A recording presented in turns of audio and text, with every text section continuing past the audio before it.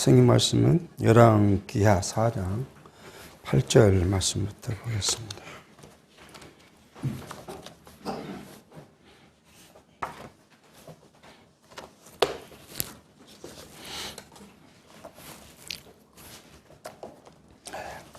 하루는 엘리사가 수넴에 이르렀더니 거기 한 귀한 여인이 저를 관건하여 음식을 먹게 한 고로 엘리사가 그곳을 지날 때에 음식을 먹으러 그리로 들어갔더라. 여인이 그 남편에게 이르되 항상 우리에게로 지나는 이 사람은 하나님의 거룩한 사람인 줄을 내가 아노니 우리가 저를 위하여 작은 방을 담 위에 짓고 침상과 책상과 의자와 촛대를 진설하사이다. 저가 우리에게 이르면 거기 유하리이다 하였더라. 우리는 열왕기 상하를 통해서 하나님께서 언약 왕조를 일탁해 한 그 북왕조의 멸망 과정을 살펴갑니다.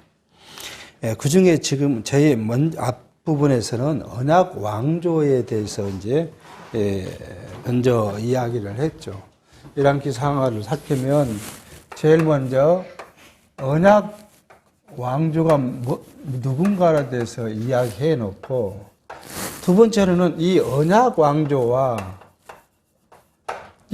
버림받은 이탈 왕조가 하나님 앞에 부패했다. 그 부패상을 이야기를 했습니다. 그리고는 이 북이스라엘에 대해서 북왕조인 이스라엘에 대한 교훈을 하는데, 이 교훈을 첫 번째는 표적을 통해서 교훈을 합니다. 여기는 이제 주 인물이 누구예요? 엘리야이죠. 엘리야로 통해서 표적을 통해서 이제 북이스라엘을 교훈합니다. 엘리야가 아합에게 가서 아합의 그 이스라엘이 북이스라엘이 3년 반 동안, 이렇게 3년 반이라고 처음에 언약하지 않지만은 오랜 기간 동안에 그 땅이 비가 오지 않아서 기근이 될 것이라는 것을 예언을 하고요. 그리고 이제 아합의 아내인 이세벨이 엘리야를 죽이려 하니까 도망을 갔는데, 결국 하나님께서는 엘리야를 보호할 때 까마귀가 물어다 준 떡과 빵을 먹게 하고, 시내의 물을 먹겠는데 시간이 지나니까 시내의 물이 마르니까 어디로요? 사르답으로라는 곳으로 가고, 거기에 한 과부에게 가서 의탁을 하게 하는데, 그 집에도 뭐예요? 빵을 달라 했더니 한 움큼의 밀가루와 가루와 한 번 꿀 기름밖에 없다. 그걸 가져오라고 했더니 그 집에 기근이 끝날 때까지 밀가루와 기름통이 마르지 않았다. 그리고 또 그런데 하나님께서는 그냥 그렇게 잘 살게 했으면 좋은데, 그 집에 뭐가요? 아들이 병들어 죽게 해서 하나밖에 없는 과부의 아들이 죽으니까 엘리야가 죽은 아들의 위에 3번 엎어지면서 하나님께 기도했더니 뭐예요? 하나님께서 그 아들을 살려주셨다. 그런 표적을 통해서 이제. 그리고 두 번째는 하나님께서는 왕들에게 하는데 예언을 통해서 하죠. 이게 이제 전쟁에서 승리할 것을 이야기를 합니다. 이 승리만 하는 거 아니라 왕이 어떻게 될 것인가도 다 예언을 해서 이 예언대로 성취하신 하나님, 이걸 이제 보여주시죠. 그리고 세 번째는 뭐예요?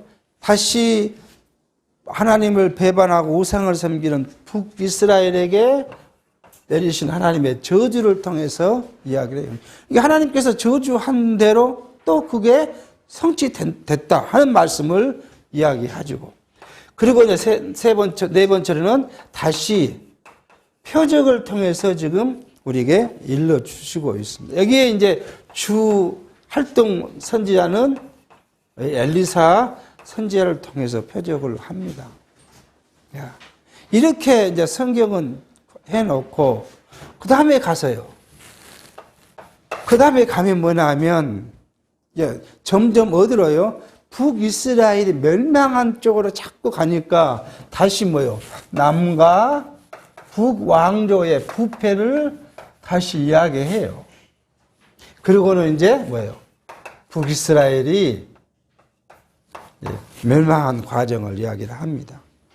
근데 이렇게 서두에 시작할 때 이렇게 하신 하나님께서 우리에게 이 말씀을 주신 이유, 뭘 우리에게 이야기하고자 하냐 하는 이야기들입니다.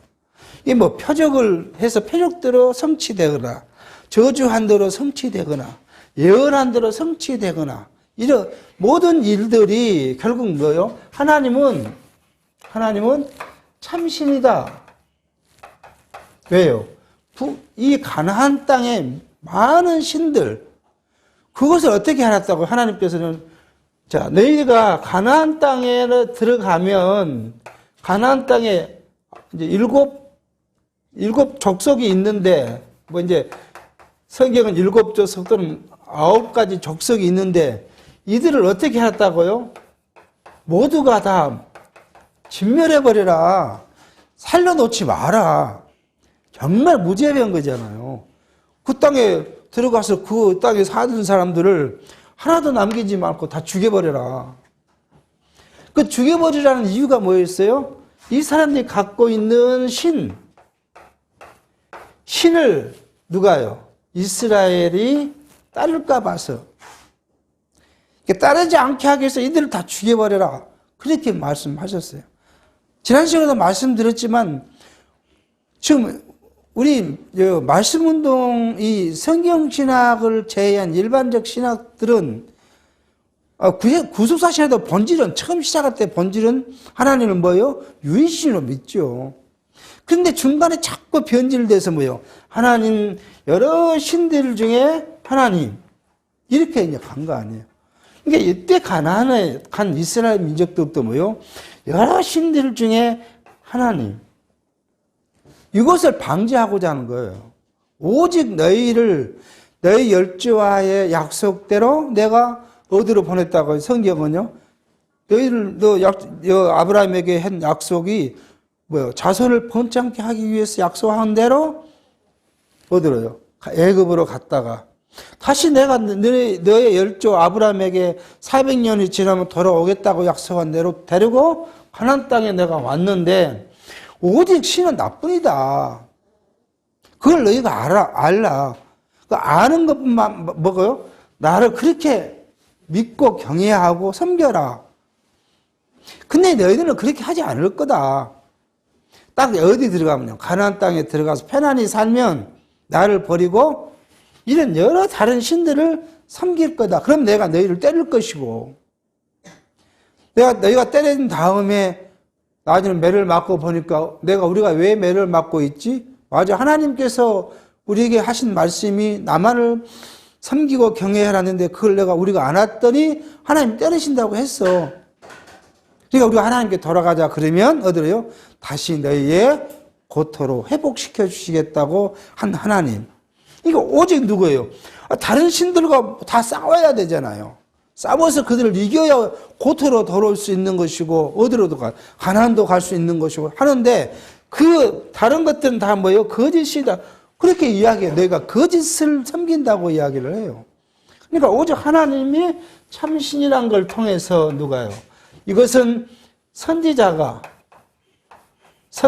하나님이 보내신 참 선지자이고 선지자가 말한 예언과 뭐 이런 것들이 하나님으로부터 왔다는 것들을 알게 하시기 위한 목적이 여기 있다고 이제 우리가 살폈습니다. 근데 성경은 신약성경에서 예수님께서 그렇게 말씀해요. 거지 나사로하고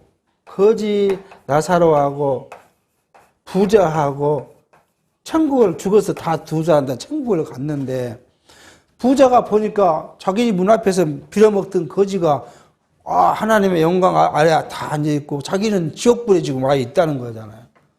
그러니까 이제 이 이야기 합니다. 아브라함에게, 자기 조상 아브라함이 다른 사람 말을 절대 우리 자식들은 믿지 않을 거니까 나를 다시 보내서 내가 죽었다 완전 썩어쁜 사람이 다시 살아나면 믿을 것입니다. 그렇게 하니까 뭐라고요?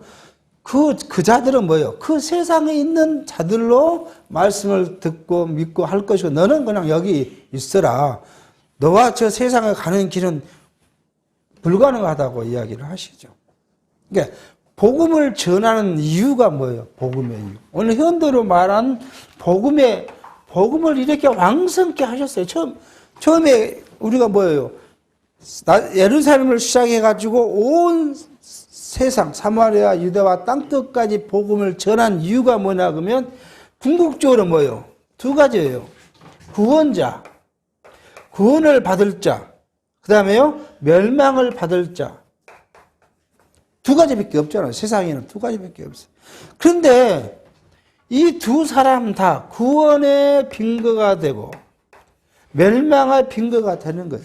복음을 준 이유는 이 복음을 같이 똑같이 전했는데 복음을 받은 구원자, 택자는 그것으로 구원을 받는 거고 복음을 전했지만 듣지 않고 한 자들은 뭐예요? 멸망을 받는데 멸망의 근거가 된다는 거예요. 왜요? 이 사람들이 그럴 거 아닐 겁니까? 아니 하나님 언제 나한테 복음을 주셨습니까? 나를 좀 믿게 해 주셨으면은 내가 하나님을 믿고 내가 저 지옥불에 안 갈 건데 우리 지금 이제 지옥불이라고 표현을 하시죠. 지옥불에 안 갈 건데 왜 나한테 복음을 안 주셔가지고 이렇게 멸망을 당하게 합니까? 하면 뭐예요? 내가 복음을 줬잖아. 네가 안 들은 거였지. 물론 우리 워낙 성경신학 입장에 우리 장로교의 교리는 뭐예요? 모든 것이 뭐예요? 하나님의 예정이라고 이야기하잖아요. 택자와 불택자 다 하나님의 예정 가운데 두셨지만은 특히 불택자 멸망받을 자에게는 복음이 바로 멸망의 빙거가 되는 거예요. 받아들이지 못한 이후에 내가 복음을 줬는데도 불구하고 내가 받지 않았다는 것에 그 근거예요. 그러니까 여기에 마찬가지예요. 여기 지금 왜 남북의 부패를 또 이야기합니까? 북이스라엘 너네들은 뭐예요? 내가 널 멸망케 하는데 내가 하나님의 말씀을 전해주지 않는 거 아니었다? 선지자들이 남유다에 활동하는 선지자보다 북이스라엘 쪽에 선지한 활동이 더 많아요. 그렇게 많은 선지자를 보내서 너희들에게 하나님만이 참 신임으로 이분을 섬겨라고 이야기했지만 너희들은 뭐라 했다고요? 이방신을 섬겼지 않냐. 근데 그 근거는 뭐예요? 내가 너희를 멸하기로 작정을 했기 때문에 너희를 믿지 못하게 하고 떠나게 해서 결국은 멸망시킬 것이라는 것을 알게 해요. 그러니까 이 목적이 여기에 있어요. 그럼 이 목적은 그러면 북이 이스라엘만 있느냐 하는 거예요. 우리가 성경을 공부하는 이유가 지난 시간에도 그 성경과 우리의 관계를 말씀드렸지만 오늘 우리에게도 마찬가지예요. 우리는 구원을 시키게 주겠다고 하나님이 작정하셨기 때문에 복음을 주셔서 우리가 믿게 하고 하나님을 섬기게 했으므로 우리가 구원을 받는 것이고 버림받은 자들은요. 하나님께서 버리겠다고 이미 창세 전에 계획하셨기 때문에 그들은 아무리 복음을 전해줘도 듣지 않게 하신다는 거예요. 그거 예수께서 하신 말씀이 뭐예요? 귀 있는 자가 듣는 거다. 들을 귀 있는 자가 듣고 믿음의 안에 거할 자가 믿고 오히려 그 말씀이 거치는 돌이 돼서 어떤 이들요? 멸망받을 자들은 비판의 대상이 된 거예요. 야, 우리 젊어서 그런 이야기 많아요. 그런 이야기 들은 적 많았어요. 야, 네 교회 갔더니만 내가 교회가 밥을 한 그릇 주느냐, 뭘 주느냐. 그런 비판하는 소리 우리 친구들한테 많이 들었어요. 그러니까 그 친구들이 뭐냐면 다 매주 월요일 날은 강단에서 예배를 드리고 화요일부터 토요일까지는 학급 교실에서 방송을 또 예배를 드리던 친구들이 다요. 그 복음을 못 들은 사람들이 아니에요. 그런데도 그들은 하나님을 비난하고 믿지 않고 그렇게 했던 것들. 그게 그 사람들에게 그럴 거 아니에요. 나중에 예를 들어서 이제 우리가 상황적으로 설명하면 하나님 언제 저한테 복음을 줬습니까? 이만도 학교 다닐 때 내가 그렇게까지 다 이야기했는데 너는 안 믿었지 않냐? 그렇게 말씀하실 거라고요. 그 근거가 여기 있다. 그렇게 지금 말씀합니다. 그래서 오늘 계속 표적으로 이제 엘리사가 표적으로 하는데 이 앞에는 승계를 통해서 엘리야로부터 엘리사로 내려간 승계를 통해서 엘리사가 하나님의 참 선지자라는 것을 보여주셨고 이제 엘리사가 활동하는 무대에 통해서 이 앞에까지는 뭐예요? 왕들에게 하나님의 말씀, 하나님이 어떤 분인가를 전했다면 이제 백성들에게 일반 백성들에게 전하는 사실을 좀 이야기합니다. 엘리사가 하루는 이제 수넴으로 갔다 그렇게 이야기를 하지 않습니까? 이 수넴년의 이야기가 길기도 합니다. 수넴이 어디 부분에 있냐 그러면 이쪽 부분에 있어요. 여기가 갈멜이고 수넴이고 길갈 여기 있는데 엘리사의 주요 활동 거리가 이렇게 이제 활동 거리였는 것 같습니다. 그러니까 길갈에서 수넴을 지나서 갈멜을 가고 갈멜에서 다시 올 때 이렇게 왔다. 수넴에 이제 한 여인 집에 갔다. 근데 그 여인이 한 귀한 여인이었다는, 이건 이제 성경의 해석자들이 귀한이라는 말을 많이 이제 여러 가지 의미로 이야기하지만 대부분이 이제 주장하는 것은 부유한 부자의 여인이라는 이야기를 지금 하고 있습니다. 이렇게 어떤 부잣집 여인이 있었는데 그 부잣집 여인이 엘리사를 강청해서 자기 집에 음식을 먹게 했다. 그래서 이 엘리사는 항상 길갈에서 갈멜을 갈 때마다 그 지날 때마다 거기 가서 음식을 먹었다. 그렇게 지금 성경은 이야기하고요. 이 여인 자기 남편에게 이분이 하나님의 참 선지자이므로 우리는 이분이 지나갈 때마다 편안히 먹고 쉴 수 있도록 다락에다가 방을 하나 만들고 책상도 갖다 놓고 침대도 갖다 놓고 그렇게 해서 지날 때마다 편히 쉬고 그리고 길을 갈 수 있도록 그렇게 하자 하는 것을 지금 이야기를 하고 있습니다. 그렇게 한 이 수넴 여인의 이야기가 이제 11절, 하루는 엘리사가 거기 이르러 그 방에 들어가서 누웠더니 자기 사환 게하시에게 이르되 이 수넴 여인을 불러오라. 곧 부름의 여인이 그 앞에 선지라. 엘리사가 자기 사환에게 이르되 너는 저에게 이르라. 내가 이같이 우리를 위하여 생각이 주밀하도다. 내가 너를 위하여 어떻게 하랴. 왕에게나 군대 장관에게 무슨 구할 것이 있느냐. 여인이 가로되 나는 내 백성 중에 거하나이다 하니라. 이제 엘리야가 계속 자기를 이렇게 섬기는 여인에게 뭘 해주고 싶은 거지요. 또 혹시 뭘 부탁할 거 있느냐. 혹시 왕에게 이제 높임을 당하고 싶은 이야기죠. 우리 같으면 이제 청탁이 있냐 하는 것입니다. 그랬더니 여인은 그럴 필요 없습니다. 저는 우리 백성들의 안에 있는 것이 좋습니다. 그 이야기입니다. 내 백성 중에 거하다는 말은 내가 백성의 하나로 사는 것이 족합니다. 그 이야기. 그러니까 굳이 내가 군대 장관이나 왕에게 뭔가 청탁할 일이 없다는 그 이야기를 한 거죠. 그 이야기 뒤에 합니다. 엘리사가 가로되 그러면 저를 위하여 무엇을 하여야 할꼬? 게하시가 대답하되 참으로 이 여인은 아들이었고 그 남편은 늙었나이다. 가로되 다시 부르라. 부름에 여인이 문에 서니라.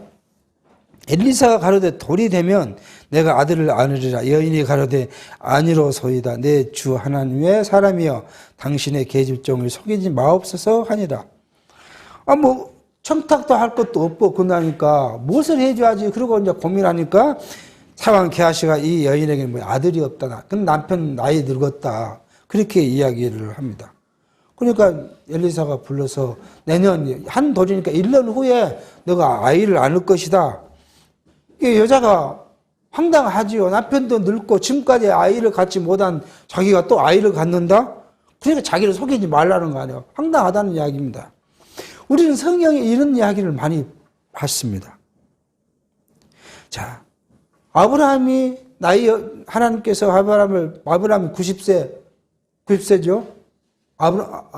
100세. 사라가 90세 때 사라가 끊겼는데 아들을 주겠다니까 아브라함도 웃었고 사라도 웃었다 그랬어요. 말도 안 된다는 거 아니겠습니까? 인간의 생각으로 말도 안 된다는 거잖아. 자, 또 그런가 하면 신약성경에서는 누가요? 세례 요한의 어머니가 그랬잖아요. 아들을 주겠다고 했는데 웃었다 그랬어. 그러니까 세례 요한의 아버지가 벙어리가 돼서 그런 상황을 이야기를 합니다. 하나님께서는 이 인간의 그 방법이나 과학적 근거로 있을 수 없는 일에서 하나님의 능력이 나타나짐을 통해서 오로지 하나님이 참 신이다.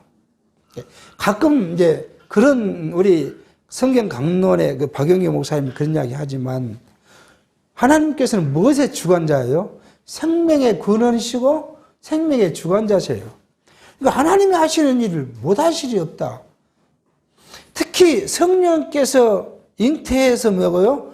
예수가 된 사실에 대해서 많은 과학자들이 부정하지 않습니까? 근데 생명의 근원이신 하나님께서 자기가 사람의 육체를 입고 왔다는 것에 대해서 못할 일이 없다는 것에 우리는 주목할 필요가 있는 것이죠.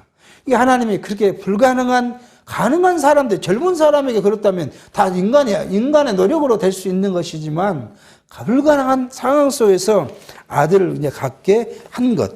이것이 곧 하나님께서 참 신이시고 이 말을 하셔서 이 말대로 성취된 엘리사는 하나님이 보내신 참 선지자라는 것을 이야기하게 합니다.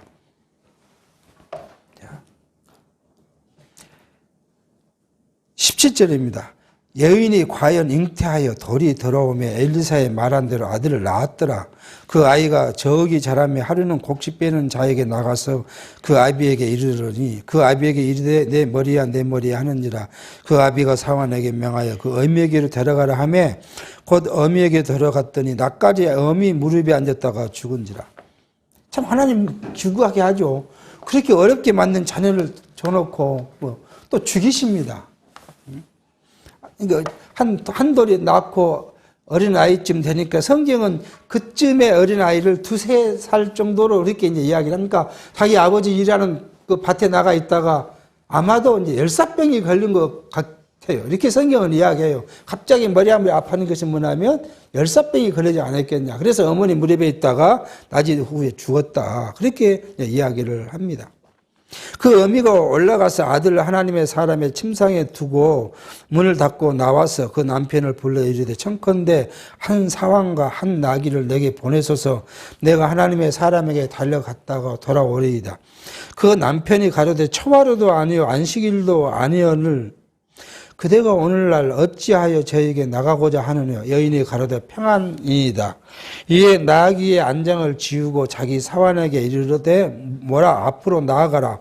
내가 말하지 아니하거든 나의 달려가기를 천천히 하지 말라 하고 드디어 갈멜산으로 가서 하나님의 사람에게로 나아가니라. 하나님의 사람이 멀리서 저를 보고 자기 사환 게하시에게 이르되 저기 쇠렘 여인이 있도다. 죽으니까 이제 그 엘리사가 쓰는 침상 위에도 올려놓고 이제 갈매로 간 것이죠. 자, 그런데 여기 보니까 이제 초하루도 아니고 안식일도 아니다 보니까 아마도 당시에 선지자들이 이 일반 백성과의 접견을 초하루, 월삭일이죠. 초하루나 안식일에 이제 그렇게 하는 관습이 있었던 것 같아요. 그러니까 그날도 아닌데 왜 가느냐는 이야기하고 아내는 이제 평안이라고 이야기를 합니다. 그렇게 이유를 설명하고는 갔더니 멀리서 오고 있는 걸 보고 엘리사가 자기 종에게 저기 수냄 여인이 온다 하고 이야기를 합니다. 20절 달려가서 저를 맞아 이르기를 너는 평안하나 내 남편이 평안하나 아이가 평안하냐 하나 하였더니 여인이 대답하되 평안하다 하고 산에 이르러 하나님의 사람에게 나아가서 그 발을 아는지라. 게하시가 가까이 와서 저를 물리치고 하매 하나님의 사람이 가로되 가만두라.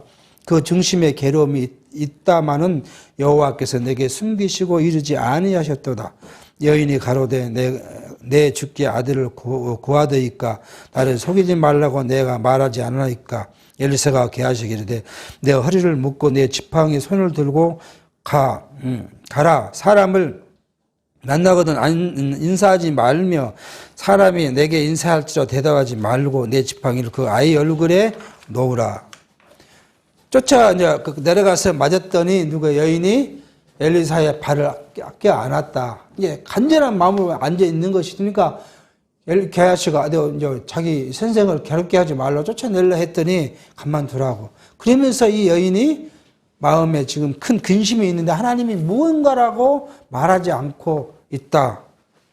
그럴 때 여인이 하는 말, 내가 언제 당신에게 아이를 달라고 했고 나를 속이지 말라고 했는데 뭐예요? 결국은 자기 준 아들이 죽었다는 이야기를 이제 알게 한 것이죠. 그러니까 엘리사가 게하시에게 자기 지팡이를 줘서 먼저 뛰어가서 뭐라고요? 어린아이에게 가라고 한 것이죠.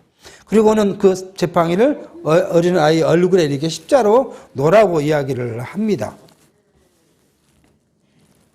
30절입니다. 아이의 어미가 가로되 여호와의 사심과 당신의 혼의 사심을 가리켜 맹세하노니 내가 당신을 떠나지 아니하리이다. 엘리사가 이에 일어나 여인을 쫓아가니라. 게하시가 저희 앞서 가서 지팡이를 그 아이 얼굴에 놓으나 소리도 없고 듣는 모양도 없는지라 돌아와서 엘리사에게 맞아 가로되 아이가 깨지 아니하였나이다. 자, 먼저 그렇게 이야기를 들은 게하시가 달려가서 어린아이에게 낳았지만 어린아이가 살지 않았다는 거잖아요. 자, 이 일을 가지고 추수학자들이 많은 그 이야기를 합니다.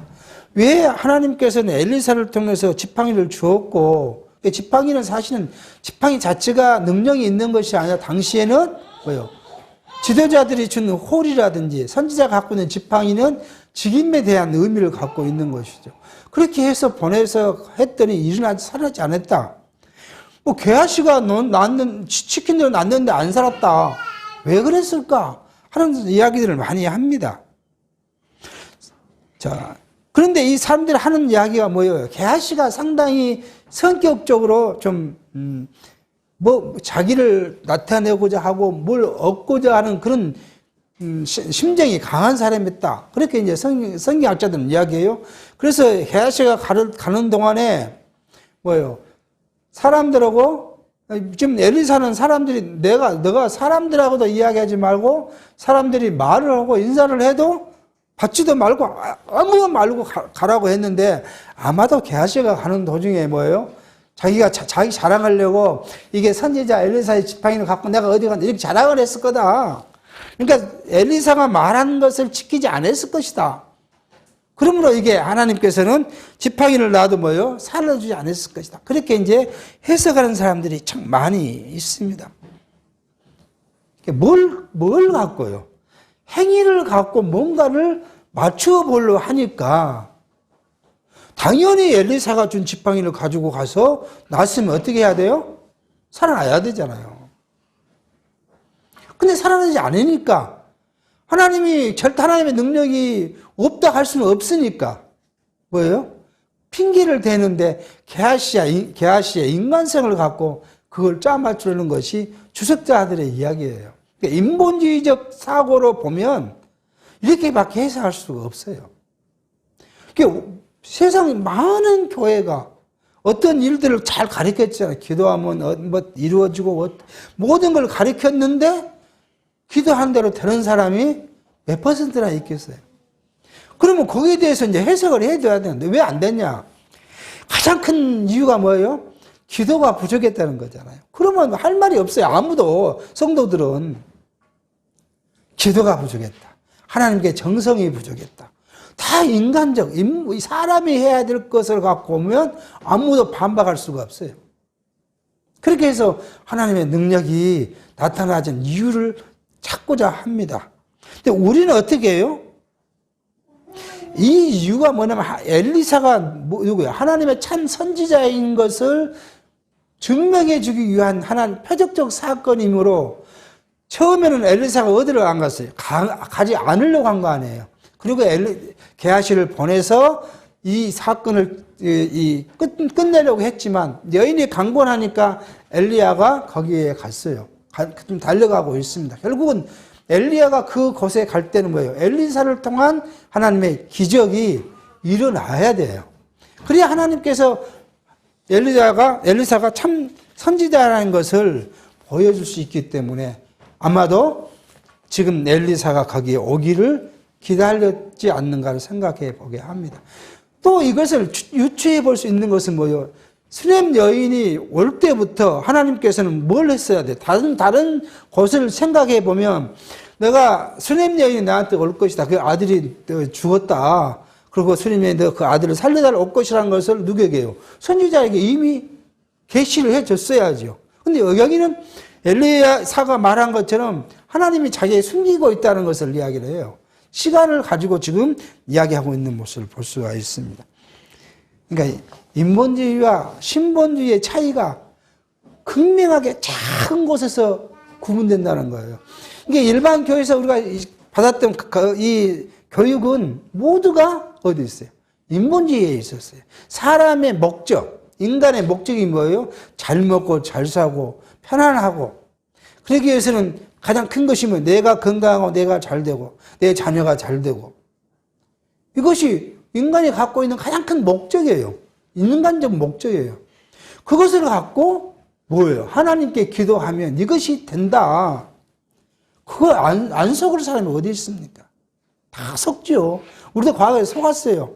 하나님께서 다행스럽게도 우리를 이 말씀을 이런 체계를 통해서 속지 않도록 하셨기 때문에 우리는 지금이 그거 아무 가치 없는 걸 보여주지만 그렇지 않는 거죠. 바울이 그래서 그런 이야기를 해요. 디모데후서 7장 7, 8, 7 하는 말이 내가 선한 싸움 다 싸우고 나의 달려갔기를 바쳤으니 그러한 일들이 뭐였다고? 내가 그러한 일을 통해서 믿음을 지켰다고 이야기해요.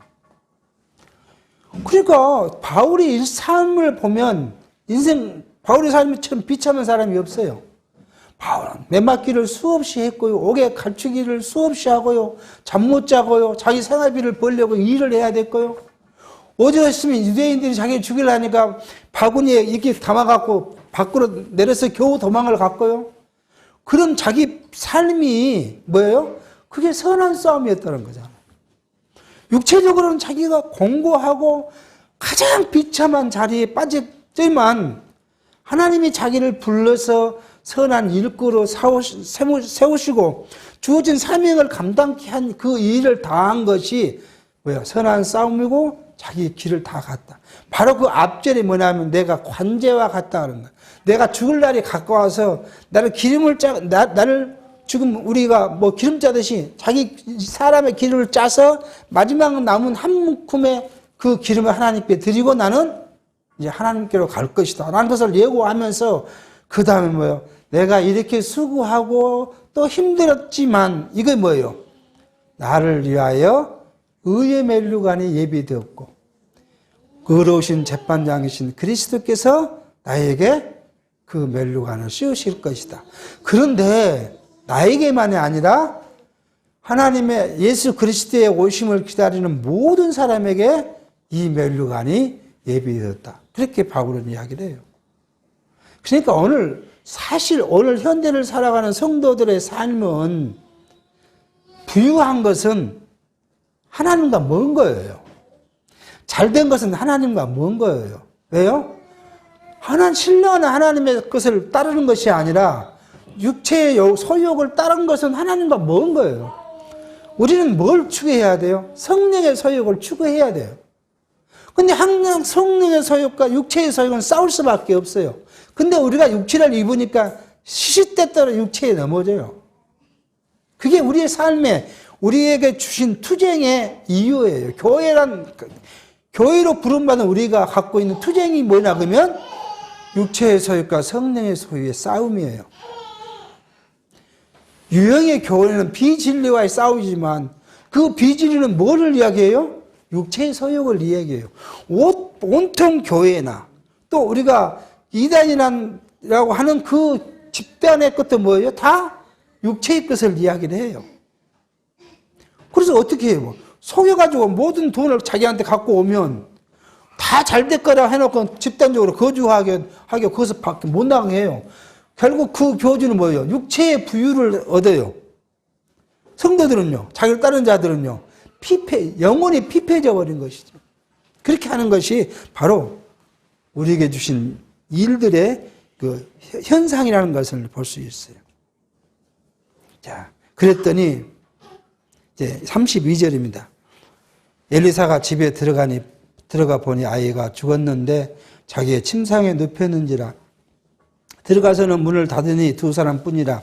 엘리사가 여호와께 기도하고 아이 위에 올라 엎드려 자기 입을 그 입에 자기 눈을 그 눈에 자기 손을 그 손에 대고 그 몸을 엎드리니 아이의 살이 차차 따뜻하더라. 엘리사가 내려서 집 안에서 한번 이리저리 다니고 다시 아이 위에 올라 엎드리니 아이가 7번 재치기 하고 눈을 뜨느니라. 엘리사가 게하시를 불러서 저 수넴 여인을 불러오라 하니 곧 부름에 여인이 들어가니 엘리사가 가로되 내 아들을 취하라. 여인이 들어가서 엘리사의 발 앞에서 땅에 엎드려 절하고 아들을 안고 나가니라. 그렇게 엘리사가 와서 하는 일이 뭐예요? 아이에게 하나님께 기도하고 먼저 하나님께 기도하고 그 아이 엎어져서 이렇게 맞추는 거죠. 입 맞추고 다 됐고 그랬더니 아이 몸이 차차 따뜻해지고 내려서 기침을 돌아다니다가 다시 올라갔더니 7번 기침을 하고 일어난 것을 이야기를 합니다. 이건 뭐예요? 이게 표적적 사건을 시각적으로 보여준 거예요. 이게 그러니까 이걸 시각적으로 보여준 이걸 갖고 이제 또 뭐예요? 지난 시간도 이야기했지만 여러 가지 인간의 방법을 동원하고 7번 기침을 했다니까 뭐예요? 7은 완성의 수다. 뭐예요? 성부, 성자, 성령과 동서남북 뭐 이렇게 하고 7의 완성의 수니까 이렇게 이야기를 또 해요. 아무 쓸데없는 이야기를 합니다. 이게 7번 기침을 한 것이 하나님 성경이 만약 7번이나 큰 의미가 있었다면 그 이후에 7번의 기침의 이유를 설명했을 거예요. 근데 그런 말이 없어요. 7번이라는 의미는 없어요. 그냥 그게 우리에게 보여준 시각적인 그거예요.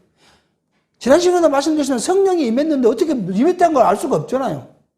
그러니까 비둘기같이 임했네. 불의 혀같이 임했네. 강하고 급한 바람이 있어. 이렇게 해서 성도들이 뭐요? 성령이 왔다는 것을 알게 하는 표징이에요. 표징. 오늘 이 사건이 표징적 이것이 이게 우리에게 뭘 이렇게 하면 하나님이 영이 우리에게 오고 능력이 생기고 이런 의미가 없다는 거예요. 사실은요. 그래서 우리가 가끔 이야기하지만 장로를 세울 때, 목사를 세울 때 안수를 합니다.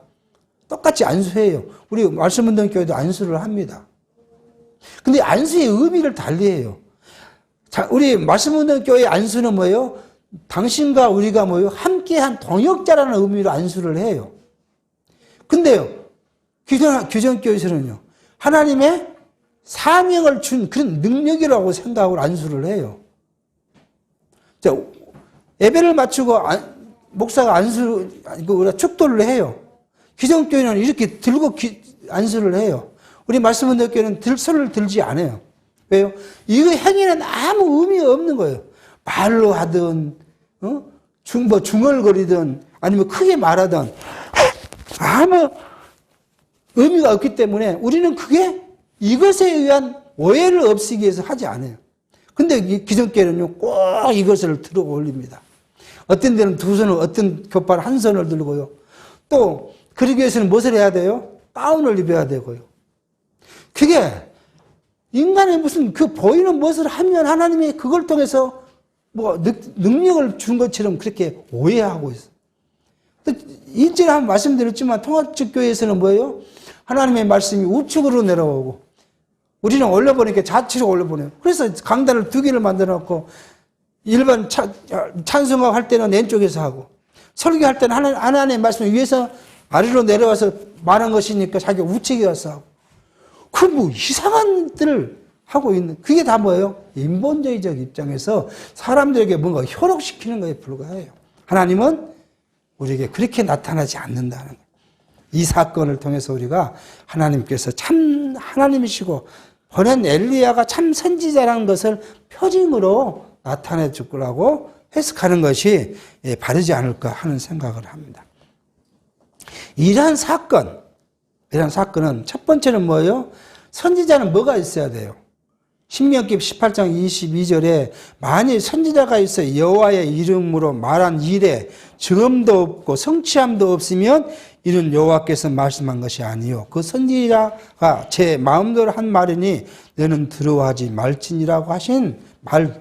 선지자는 자기 한 말에 그 결과가 분명히 있어야 참 선지자다. 그리고요, 두 번째는 참 선지자이신 예수 그리스도께서 죽은 야이로의 딸을 살리는 이러한 표적적 사건의 레퍼런스의 모형이라는 것을 우리가 볼 수 있는. 엘리사가 무슨 능력이 있어 하는 것이 아니에요. 우리 찬송 청가하는 찬송에 보면 엘리야의 능력을 주십시오. 엘리사의 기도의 능력을 우리에게 부여주십시오. 그러면 엘리사의 능력을 내게 주고 엘리사의 능력을 내게 받으면 내가 어떻게 해야 돼요? 가서 죽은 자가 엎어지면 살아나야 되잖아요. 그러니까 본질, 성경이 우리에게 주신 본질을 버리고 육체로 해석하면 그렇게 뭘 하고자 하고 난리를 친 것이죠. 그렇게 해서 각기 하는 거 뭐예요?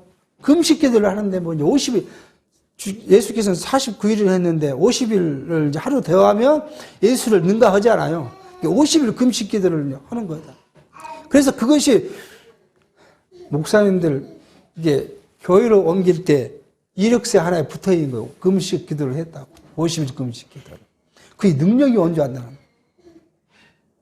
이게 얼마나 성경 본질과 멀리 떨어져 있는 이야기들을 하고 있는 가르침이라는 것을 생각합니다. 이게 결국 죽은 나사를 살리고 죽은 야이로의 딸을 살린 그리스도의 표적적 사건, 그 능력을 이 앞에서 우리에게 모형적으로 보여준 사건임을 우리가 알게 합니다. 그렇게 해서 뭐예요? 엘리사가 하나님의 참 선지자이다. 엘리사를 보낸 하나님은 참 신이다. 이걸 우리에게 알게 하신다는 것을 생각하게 합니다. 기도하겠습니다.